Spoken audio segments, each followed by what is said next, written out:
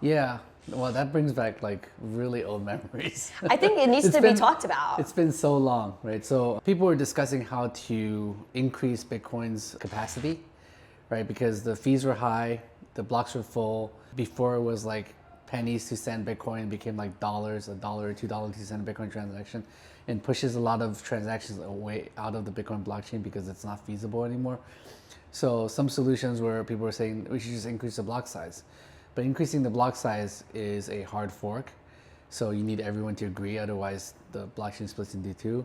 Some people wanted to do something like SegWit, which stands for segregated witness. It's to take the witness out of the blockchain, which also makes it possible to do something like Lightning Network. So, which is a way of expanding the transaction side amount without expanding the block size, right? So you can do second layer solutions like Lightning Networks or something else to increase the capacity. So there's a group that wanted to do that, SegWit with Lightning. Another group that wanted to increase the block size like indefinitely, to just keep increasing the block size as needed. There are trade-offs, right? So obviously increasing the block size seems like an obvious solution, right? Where you just increase the block size. There's no reason. But what happens is when blocks become big, it becomes harder and harder to run nodes, and then Bitcoin will become less decentralized and possibly easier to attack. You know, that's the thing is like people are always trying to change what works and then it just kind of crumbles from within. So getting after like that block war is just, it's too complicated. I think people were really just trying to make Bitcoin what they wanted it to be instead of letting it stand alone and work. And then now you have Litecoin that has been up and running for over 15 years with no downtime.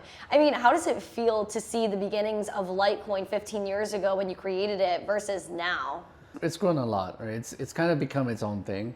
Like when I first created Litecoin, it was kind of a fun side project, didn't expect too much of it. And then before you knew it, it kind of became something that I cannot stop, right? It's the thing about like blockchain, what Satoshi created is something that is almost like a living thing.